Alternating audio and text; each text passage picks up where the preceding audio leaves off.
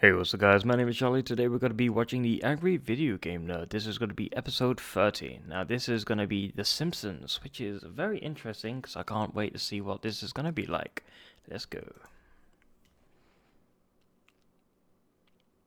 Episode 30 in 2007.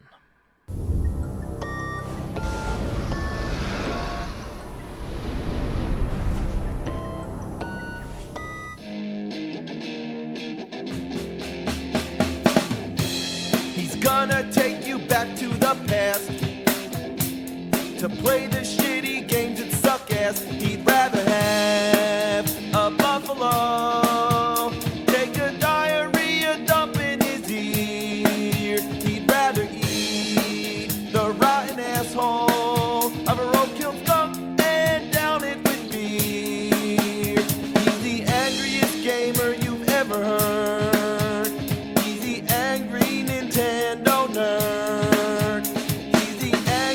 Atari Sega nerd. He's the angry video game nerd.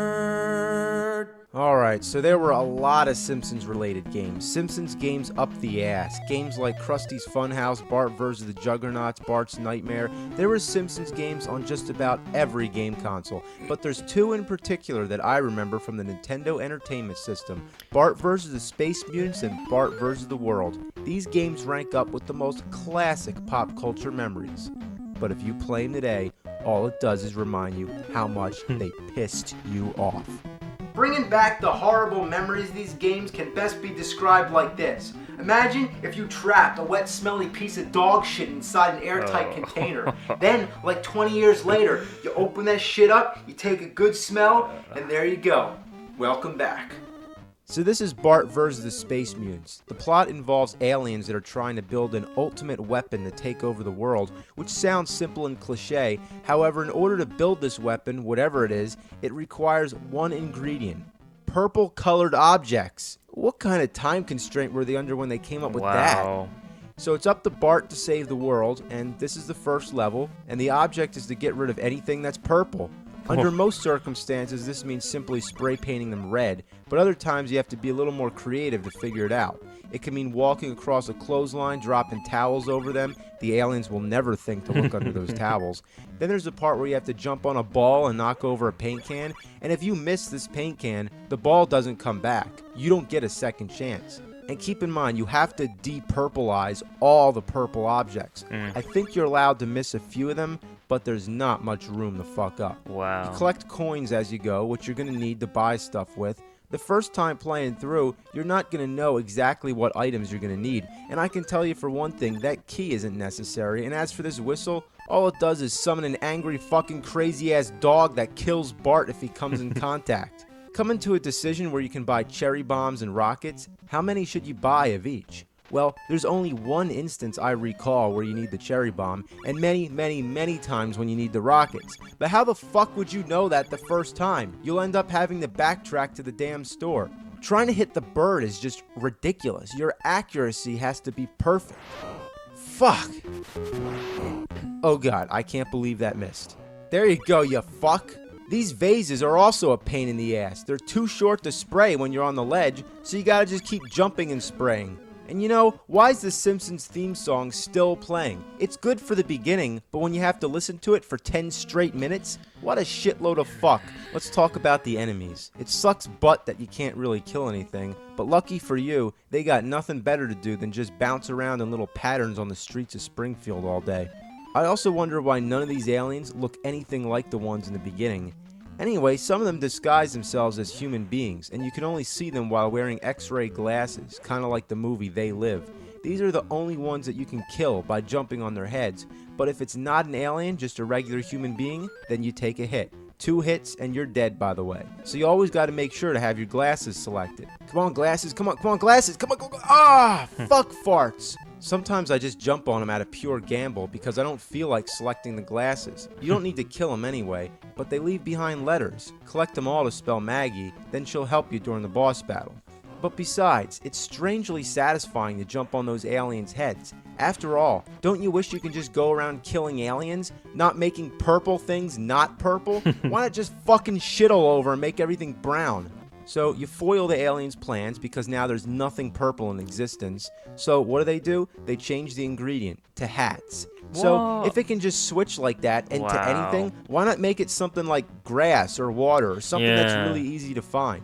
It just makes no sense. That's so silly. you're going through the mall, stealing all the hats because this is the only mall that has hats. Whether they're floating in the air or you gotta grab them off somebody's head, the concept is pretty simple compared to the first level. No ingenuity, just collect hats. The imagination employed is just astounding in how inconsistent it is. It's like a different person designed each level. It's also really funny that people just casually walk by. If I was walking through the mall and I saw giant bouncing donuts and killer marshmallows, walking shoes and spring jumping shoes, moonwalking shoes, paper bags with legs, paper bags with scary fucking heads, and killer towels, I think I'd shit my pants. I would Shit too. would come out of my ass. Another thing really fucked up about this mall is that a lot of the floor is covered in cement, which results in instant death. The only way to get through this shit is master some of the worst controls in video game history. This should have been the first thing I commented on, but now is the point where it's really a problem. Eat my shorts. Looking back at the first level, it takes a lot of practice to make some of those jumps. Jump and run are both the same button. The A button jumps, and holding the A button runs. Why the same fucking button? What were they thinking? So trying to execute a running jump is not possible. By hitting both the A and B button at the same time, you do a super jump. Getting used to this is required in this game. Fuck! Here we go. Gotta get the hat. Get the hat. Oh! Eat my shorts. Now I'm jumping across lollipops. Gotta land on them when they're horizontal. You motherfucker! I went right through it. Wow. Alright, just one big jump. Eat my fucking shorts! There's no continues in this game either. If you get hit twice, you're dead. Die 3 times and the game's over. You can get some 1-ups, but no continues, as if it's not challenging enough. Now, I don't have a problem with challenge, but when the challenge is based on how fucking crippled the controls are, then fuck it! Eat my shorts. Eat them good. Right after I took a shitty diarrhea dump. So this is Bart versus the world. The title always confused me. Bart saved the world from the space mutants. Now he's against the world? The plot is basically Bart won a trip around the world by drawing some shitty picture of Krusty the Clown for an art contest. Now Mr. Burns wants the Simpsons wiped off the face of the earth, so he calls help from his relatives, which happen to descend from places like China, Egypt, and the North Pole. Your basic goal is just to get to the end of each stage without dying. There's also bonus games along the way. And here we got a memory game to match the cards. I liked it when it was in Super Mario 3, but here, I just don't feel like memorizing shit. I'd rather put sticky notes all over the screen. Then you gotta guess which igloo the Krusty head's under. Then you have a puzzle game, which drives me insane. Then you got a Simpsons trivia game. Then you got dodge the beer and get the Krusty heads. Krusty heads are good, beer is bad. Makes a whole lot of sense. Then you got the stupidest fucking game in the history of games. Find the bat in the coffins. Now, this isn't like the igloo game where you see which igloo it is and then they move around. No, this is just 3 coffins sitting here and you gotta pick the right one. It's just pure luck. Wow. And every time you get the wrong coffin, this green arm comes out and you just gotta wait while nothing happens. It's not like Bart's even struggling. You just wait. So that's the bonus stages. Now that I got those out of the way, let's talk about the actual gameplay. Every level consists of 2 or more sections. The first level's China, and this is the first section, a boat. First thing you'll notice is that the control is the same as Bart vs. Space Mutants. Nothing's improved. Even the graphics are still funny, like when Bart's nose disappears when he stands still. So I'm just going around this ship, trying to figure out where to go. Oh look, there's Maggie. And what do I do here? Okay, a boat comes and explodes? What? I don't get it. Now, where do I go? I'm stuck here. Maggie, can you help? No? Well, suck my ass. Guess I'm just gonna commit suicide. Love how Bart doesn't even give a shit. He's pretty depressed. I'd be too. Wow. The next section's the Great Wall of China. What really brings my piss to a boil is that fucking dragon. Fuck! The fact that you have to be so accurate to get through that damn doorway. Oh, and these ramps? Fuck them. Fuck them to hell. You gotta be going fast to go over them, but you always seem to hit something that slows you down, so you gotta go back just to regain your speed. Fuck! Oh, fuck!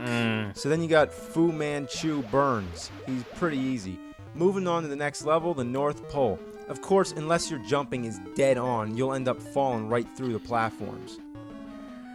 Ugh, going up these things is just tedious as all hell. Wow. Like, goddamn. That is bad These glaciers are the worst. To make them move, you gotta jump on them, of course. Getting across them is a bitch, and trying to avoid the birds is a mother bitch.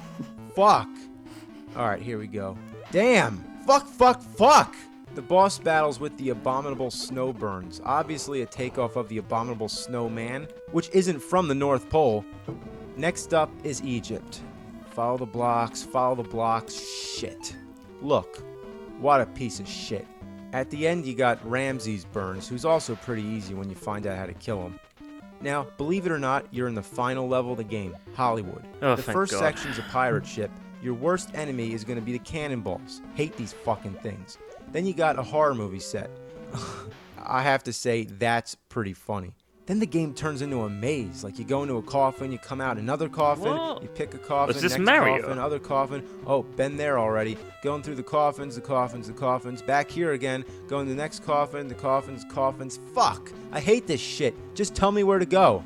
Okay, now we got like a million platforms to jump on. This is one of the most boring and difficult parts of any game I've ever played. You go from the left, all the way to the right, then up and over to the left again, then back to the right, and it goes on and on and on and on. Oh, If you God. fall, you're dead, and you gotta start all the way back from the beginning. It's God, possible that if you no. miss a jump, you can land back on one of the platforms, which sucks anyway because you have to work your way back up again, but at least it prevents death. Ugh, shit. God, bitch, ass, shit. God! You know, they got really carried away with this. How long can it possibly go? The first time, I thought there was a glitch in the game, like something was wrong. It looks like the same pattern being repeated again and again. The background never changes, it's just those putrid stone bricks all the way up. So it's hard to tell how far you got. All you gotta do is just keep going up, up, up, up.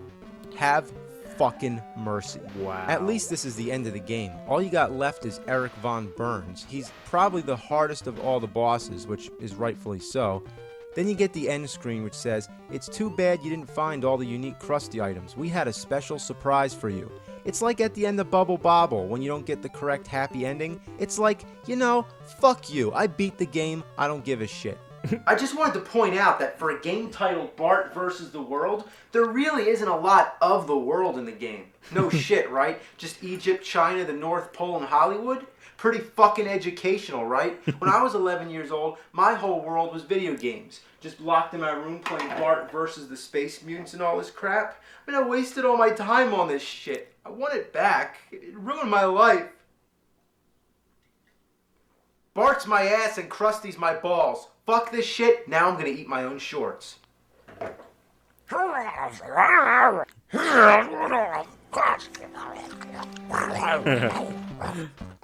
that's gross. Let's pause it there. That was good. I enjoyed that very much. That was very good indeed. I remember playing the Simpsons arcade version on the arcade machine. I was like trying to with the joysticks, and then I played the GameCube version, Hit and Run, I believe. I believe it was called Hit and Run. It was for the GameCube or PlayStation. Can't remember. But I have played 3 different types of Simpson games. But I've never played those Simpson games as demonstrated in the video. So yeah, I didn't know there were a lot of video Simpson games. That was something interesting to look at. I might check it out, you know, see if I can play those games on a maybe like a simulation or something like that. So yeah, that was very good. I enjoyed that very much. If you like this video, make sure to subscribe, like, and comment. And I'll see you guys in the next video. Peace.